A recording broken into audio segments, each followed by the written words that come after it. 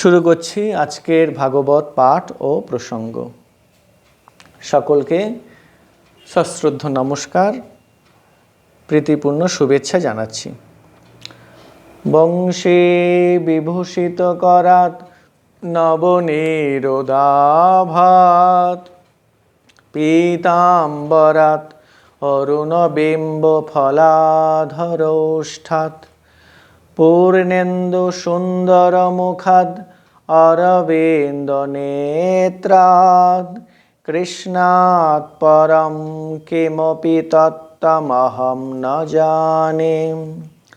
জয়তু জয়তু দেবো দেবকী নন্দনোऽয়ং, জয়তু জয়তু কৃষ্ণ বৃষ্ণিবংশ প্রদীপঃ, জয়তু জয়তু মেঘো শ্যামলো কোমলাঙ্গং, জয়তু জয়তু পৃথ্বীভারনাশ মুকুন্দ।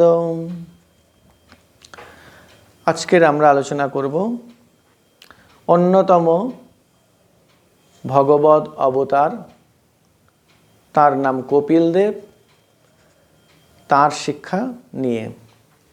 আমরা আলোচনা করছিলাম মহামতি বিদুর গিয়েছেন পরম জ্ঞানী মৈত্রেয় মুনি সকাশে।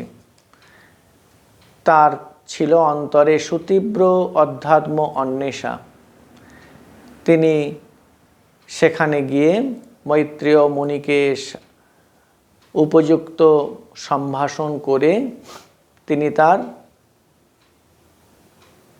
যে প্রশ্ন, যেটি তার একান্তভাবে প্রার্থনীয়, সেটি জানতে চাইলেন।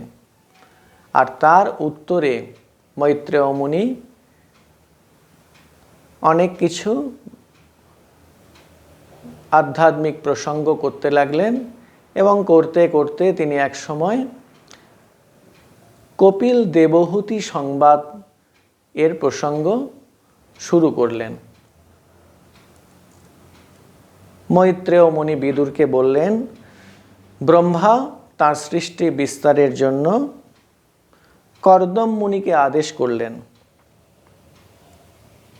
আর কর্দম মুনি তখন কি করলেন?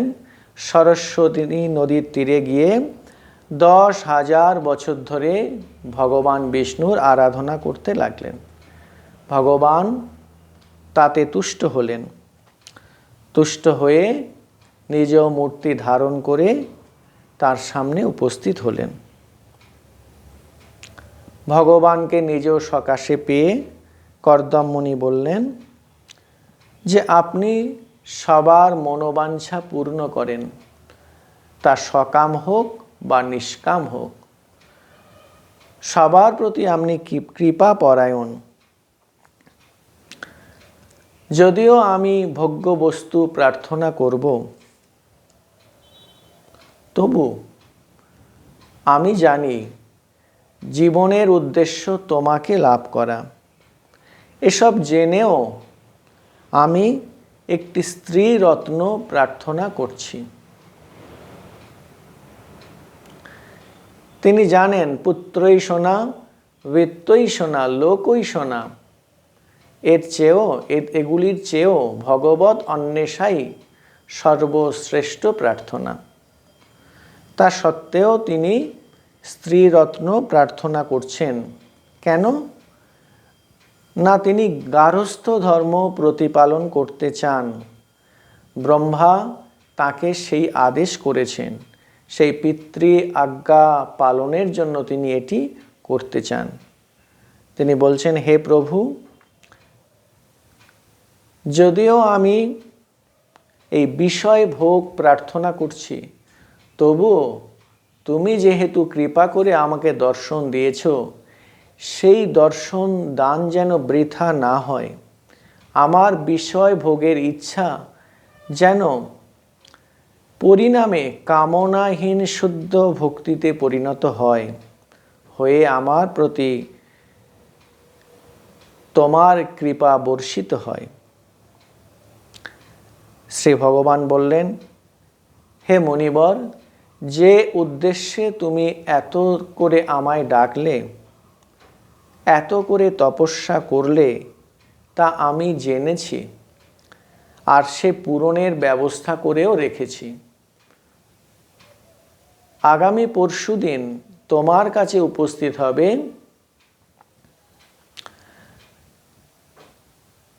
বিশ্ববিখ্যাত সম্রাট স্বয়ম্ভূ মনু, তার কন্যা শতরূপা এবং তাদের অবিবাহিতা কন্যা দেবহূতি। সেই কন্যা তোমাকে পতিভাবে ভজনা করবে, তুমি তাকে বিবাহ করো, তোমার 9টি কন্যা সন্তান হবে। তারপর তুমি সর্ববাসনা মুক্ত হয়ে আমার উপাসনা করো, আর তখনই তুমি আবার আমাকে লাভ করবে। ভগবান আরও বললেন, আমি নিজ অংশ কলারূপে দেবহূতির গর্ভে আবির্ভূত হব। তারপর ভগবান অন্তর্হিত হলেন। এদিকে যথাসময়ে মনু, শতরূপা আর দেবহূতি উপস্থিত হলেন তার কাছে। এসে সম্রাট মুনিকে প্রণাম করলেন। মুনিও সম্রাটকে যথোচিত সম্বর্ধনা করলেন। মনু বললেন, আমার অবিবাহিত কন্যা এই দেবহূতি, এর পাত্রের অনুসন্ধান করছিলাম, নারদের মুখে আপনার কথা শুনলাম। আপনার স্বভাব, আপনার রূপ, আপনার জ্ঞান, আপনার সৌন্দর্য, বয়স এবং অনন্ত সদ্গুণের কথা আমি শুনেছি। তাতে দেবহূতি সে কথা শুনে আপনাকেই পতিত্বে বরণ করতে বদ্ধপরিকর হয়েছে। দয়া করে আমার এই কন্যাকে পত্নীরূপে গ্রহণ করুন। আর আমি জেনেছি আপনি পত্নী গ্রহণে আগ্রহী, আপনি গৃহস্থাশ্রমে প্রবেশ করতে মনস্থ করেছেন, তাই তো আমরা আপনার কাছে এসেছি। এ কথা শুনে কর্দম মুনি দেবহূতিকে বিবাহ করতে সম্মত হলেন এবং কন্যাকে মুনির সঙ্গে বিবাহ দিয়ে তিনি খুশি হলেন। কর্দম মুনি বললেন যে আমি ততদিন দেবহূতির সঙ্গে থাকব যতদিন না দেবহূতি সন্তানবতী হয়। যখন তার সন্তান লাভ হবে তখন আমি পুনরায় গারস্থ আশ্রম ছেড়ে সন্ন্যাস আশ্রম অবলম্বন করব। এই কথাগুলো মৈত্রেয় মুনি বিদুরকে বলছিলেন। মৈত্রেয় মুনি বলছেন, হে বিদুর, মুনির সম্মতি পেয়ে মনু কন্যা দেবহূতি কর্দমের সাথে বিবাহ দিয়ে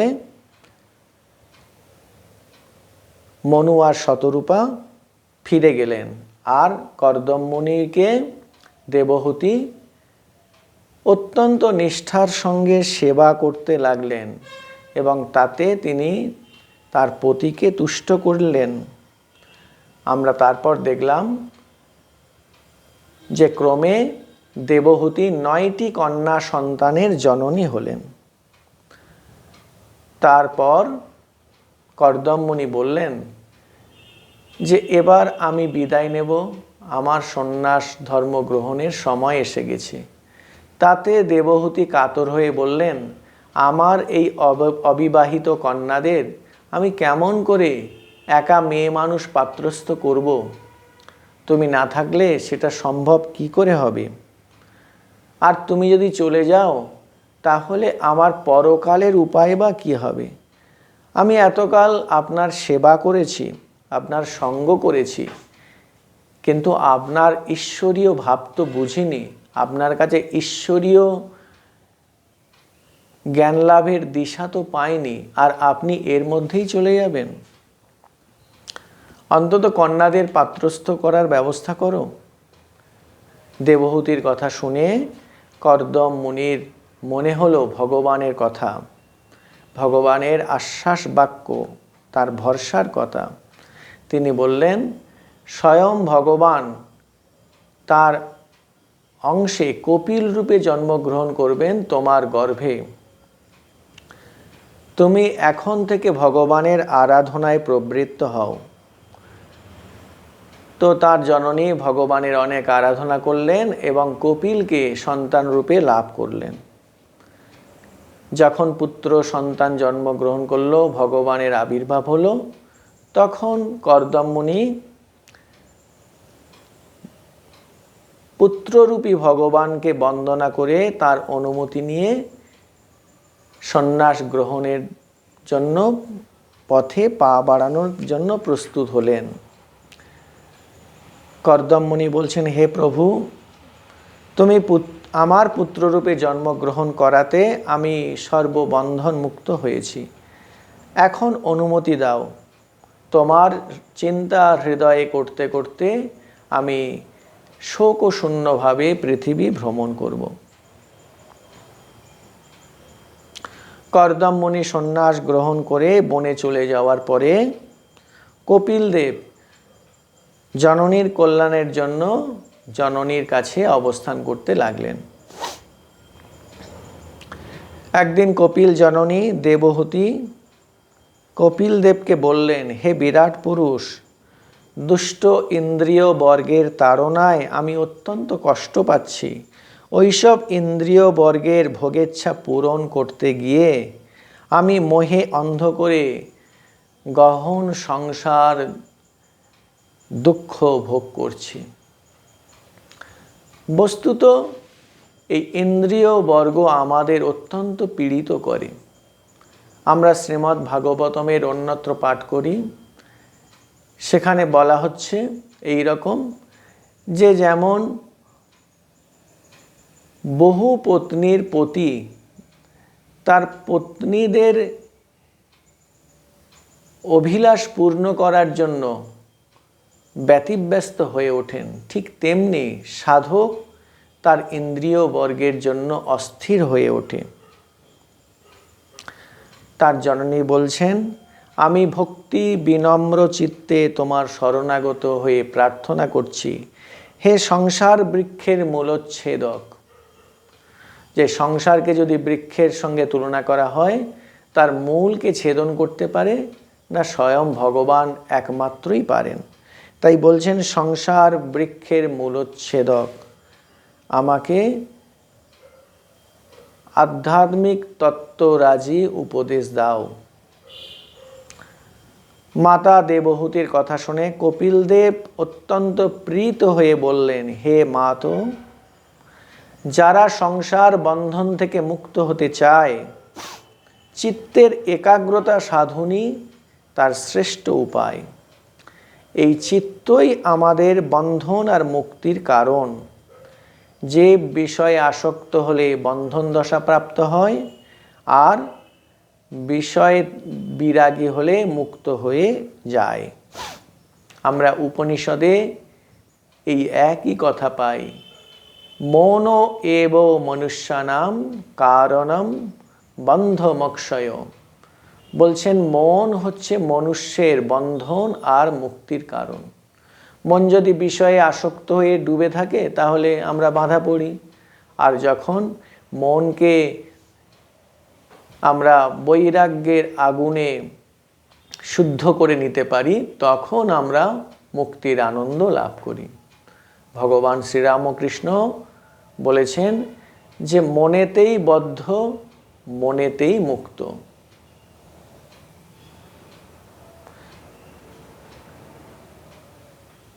তারপর তিনি বলছেন যে সাধু সঙ্গ হচ্ছে ভক্তি লাভের উপায়। যদি আমরা সাধু সঙ্গ করি তাহলে আমাদের মুক্তির ত্বরান্বিত হয়ে ওঠে। তো সেই সাধু কেমন, তার একটি সুন্দর সংজ্ঞা দিয়েছেন ভগবান কপিল দেব। তিনি বলছেন, তিতিক্ষব কারুণিকা সুহৃদ সর্বদেহিনাম অজাত শত্রব শাস্তা শান্তা সাধব সাধু ভূষণা। সাধু ব্যক্তিরা কি করেন না, সমস্ত দুঃখ অম্লান বদনে সহ্য করেন, নীরবে সহ্য করতে থাকেন। তারা অত্যন্ত করুণাশীল হন, জগতের প্রতি বন্ধু ভাবাপন্ন হন, সেজন্য কেউই তাদের শত্রু থাকে না। আর তারা অনন্ত সদ্গুণে ভূষিত হয়ে শান্ত চিত্তে অবস্থান করেন আর নিরন্তর ভগবত লীলা কথা নিয়ে থাকেন। এ হচ্ছে সাধুর লক্ষণ। তো প্রথম লক্ষণ হচ্ছে তিনি হচ্ছেন তিতিক্ষা পরায়ণ, নীরবে সব কিছু দুঃখ হজম করতে থাকেন আর জগতের প্রতি করুণাশীল, অর্থাৎ নিজের যে দুঃখ সেই দুঃখ তিনি উপেক্ষা করেন আর অপরের দুঃখে সমবেদনা জানান।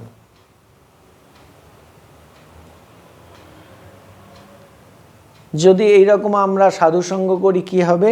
আমাদের মধ্যে ভগবত ভক্তি জাগবে আর সংসার বৈরাগ্য বাড়বে। এই দুটি আমাদের চাই। মুক্তি লাভের ক্ষেত্রে এই দুটি আবশ্যিক শর্ত, যে ভগবত ভক্তি আর বৈরাগ্য। ভগবত ভক্তি যদি আমাদের বাড়ে, বৈরাগ্যও বাড়বে। কিন্তু এসবের জন্য চাই চিত্তকে বশীভূত করা। তার উপায় কি? বলছেন আমাদের এই অষ্টাঙ্গ যোগ অভ্যাস করতে হবে। যম, নিয়ম, আসন, প্রাণায়াম, প্রত্যাহার, ধারণা, ধ্যান আর সমাধি। এগুলো দীর্ঘকাল ধরে অভ্যাস করলে আমাদের চিত্ত হবে একাগ্র, বৃত্তিশূন্য আর বাসনাহীন। আর তখনই আমাদের অন্তরে ভগবত ভক্তির উদয় হবে। সকল প্রাণীর প্রতি আমাদের সমদৃষ্টি থাকা দরকার। সব কিছুতে অনাসক্ত হওয়া উচিত আর পবিত্রতা অত্যন্ত জরুরি।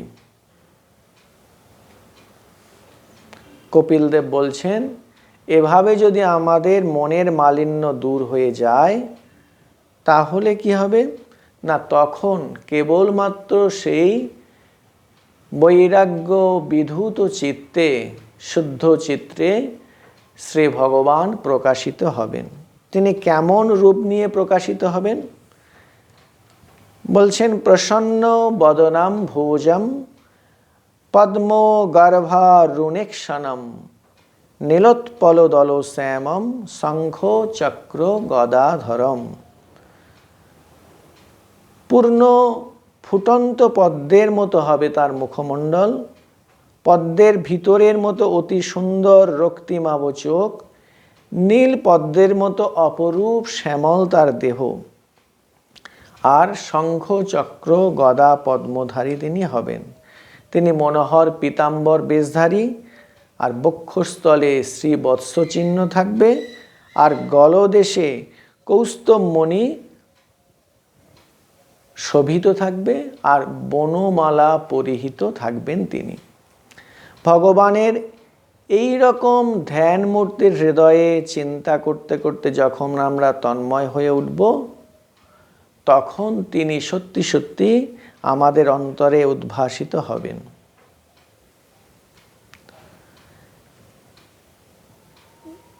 তারপর তিনি একটি অসাধারণ তত্ত্বের উপস্থাপন করছেন। এই তত্ত্বে সেবা ভাবকে অত্যন্ত বড় করে দেখানো হয়েছে। এতদিন ধরে এই সেবা ভাবকে উপেক্ষা করা হয়েছে। আমাদের দেশে বড় বড় মন্দির নির্মাণ হয়েছে, লক্ষ লক্ষ মুদ্রা খরচ করে মন্দির হয়েছে, মূর্তি হয়েছে, দিনের পর দিন আড়ম্বরের সঙ্গে ভোগ রাগ পূজা যজ্ঞাদি চলছে। অথচ যে ভগবান নানা রূপ ধারণ করে আমাদের চতুর্দিকে অবস্থান করছেন, তাদের দিকে আমরা ফিরেও তাকাচ্ছি না। এই রকম একটা হৃদয়হীন ব্যাপার হাজার হাজার বছর ধরে চলছে। শ্রী ভগবান সেই রকম ভাব এখানে তুলে ধরছেন। বলছেন, আমি অন্তর্যামী রূপে সবার হৃদয়ে বিরাজ করি। কিন্তু সেই আমাকে সবাই উপেক্ষা করে কেবলমাত্র বড় বড় মন্দির রচনা করে প্রতিমা পুজো করে মানুষ নির্বোধের মতো আচরণ করে।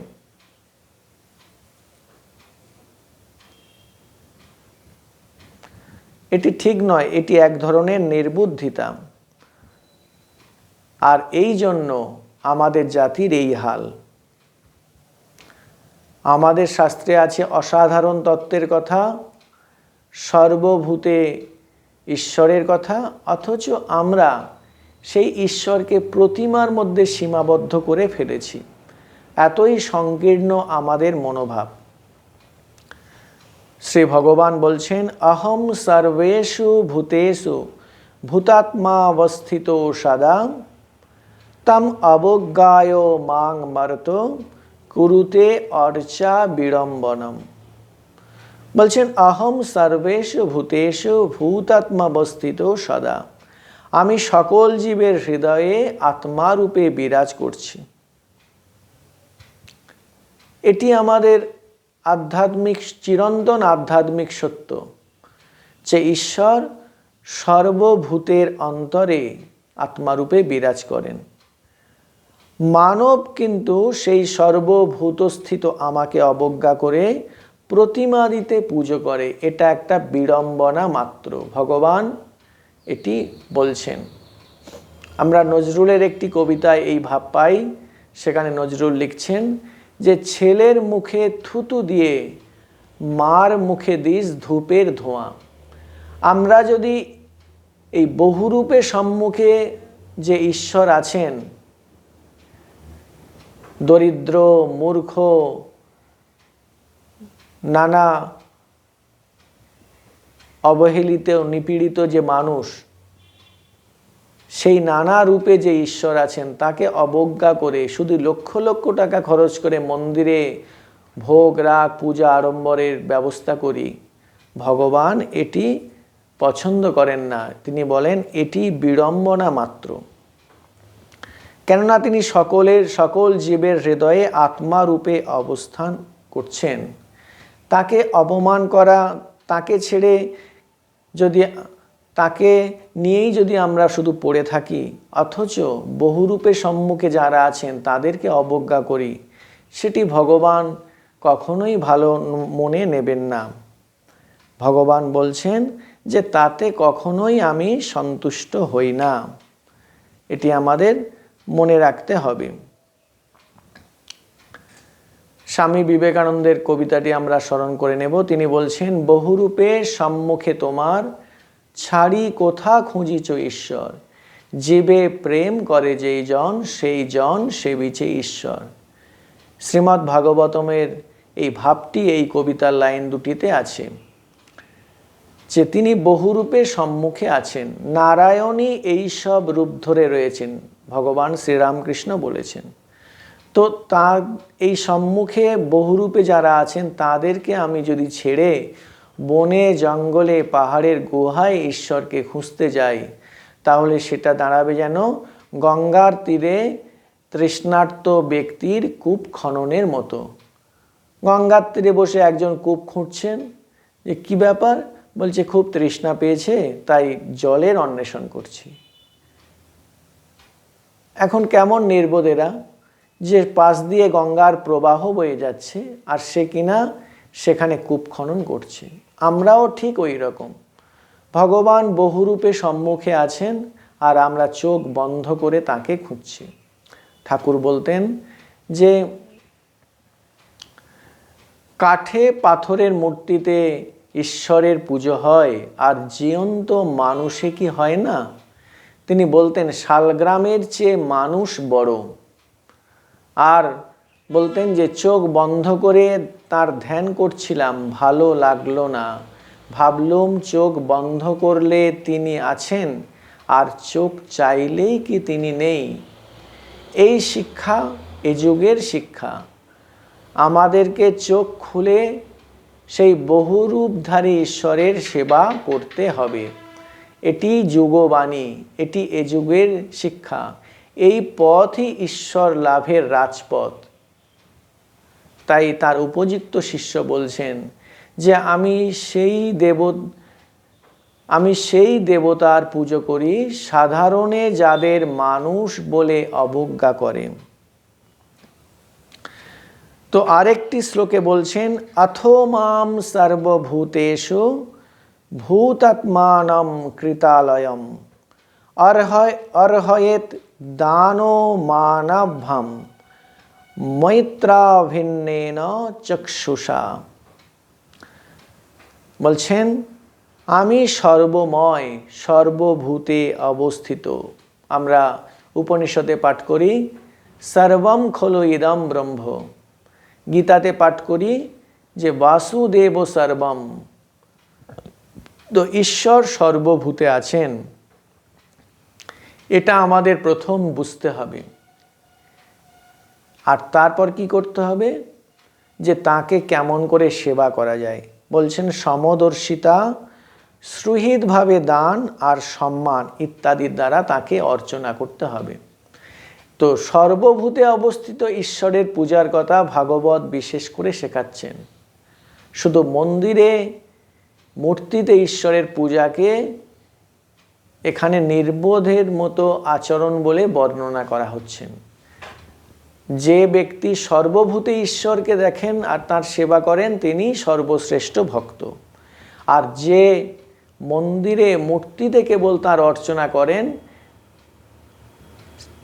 তিনি হচ্ছেন নিম্ন স্তরের ভক্ত। এটি শ্রীমদ্ ভাগবতমের মত। ভগবান, প্রত্যেক জীবের শরীর হচ্ছে ভগবানের মন্দির, আর সেই শরীরের মধ্যে ঈশ্বর আছেন। ঈশ্বরও সর্বভূতানাম হৃদ্দেশে অর্জুন তিষ্ঠতি ভ্রাময়ন সর্বভূতানি যন্ত্রারূঢ়ানি মায়য়া। ভগবদ্গীতায় এ কথা বলা হচ্ছে যে সর্বভূতের হৃদয়ে ঈশ্বর আছেন। যেমন বাজিগর সবার অলক্ষ্য থেকে পুতুলগুলিকে চালনা করেন, ঠিক সেই রকম ঈশ্বর সবার অন্তরে গোপনে অবস্থান করে আমাদের পরিচালনা করছেন। তো এই সবার অন্তরের যে অন্তর্যামী ঈশ্বর, মানব সেবার মধ্য দিয়ে আমরা সেই ঈশ্বরের পুজো করব। এটি ভাগবত আমাদের শেখাচ্ছেন। আর এর জন্য আমাদের সমদর্শিতা চাই, বন্ধুভাবে অন্যকে সাহায্য করার মনোভাবটি চাই, আর প্রত্যেককে সম্মান করার সদিচ্ছা চাই। সম্মানের সঙ্গে, ভালোবাসার সঙ্গে অপরের দিকে সাহায্যের হাত বাড়াতে হবে। কখনো গর্বিত মন নিয়ে অহংকারের বশবর্তী হয়ে যদি আমরা অপরের দিকে সাহায্যের হাত বাড়াই, সেটা কখনো পুজো হয়ে উঠবে না। পুজোর ভাব নিয়ে আমাদের কর্ম করতে হবে। ওয়ার্ক অ্যাজ ওরশিপ, পুজো বুদ্ধিতে কর্ম করা। এখানে দুটি শব্দ বিশেষ তাৎপর্যপূর্ণ।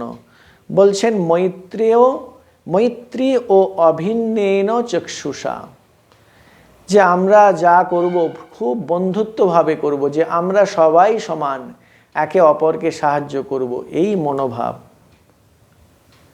এই ভালোবাসার মন নিয়ে, ভালোবাসাপূর্ণ মন নিয়ে, প্রীতির সম্পর্ক নিয়ে আমরা অন্যের সেবা করতে যাব। আর একটা অভেদ ভাব রাখব, আমরা সবাই সমান। তো যদি এই মনোভাব না থাকে যে আমরা সবাই সমান, আমরা অভেদ, তাহলে কিন্তু আমরা ঈশ্বরের সঙ্গে অভিন্নতা অনুভব করতে পারবো না। তো এটি উপনিষদের শিক্ষা, এটি রামকৃষ্ণ বিবেকানন্দের শিক্ষা, এটি শ্রীমদ্ ভাগবতমের শিক্ষা। যে আমাদেরকে প্রথম একটি জিনিস খেয়াল রাখতে হবে, যে সর্বভূতে সেই প্রেমময়।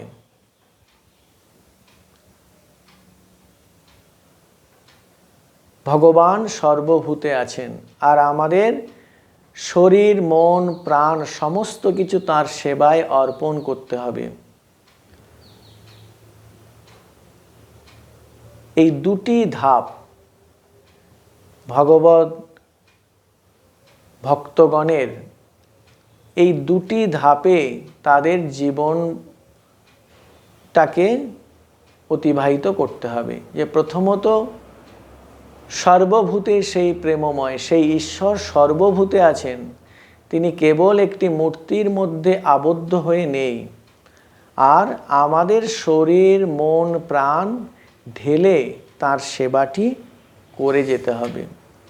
কিন্তু দুঃখের বিষয়, হাজার হাজার বছর ধরে এই অভেদ ভাব, এই সর্বভূতে ভগবান আছেন, এই ভাবটি আমরা ভুলে গিয়ে অত্যন্ত সংকীর্ণ মনোভাব নিয়ে শুধু লক্ষ লক্ষ টাকা খরচ করে মন্দির রচনা করেছি, মূর্তি রচনা করেছি, আর আড়ম্বর সহকারে পুজো অর্চনা করেছি।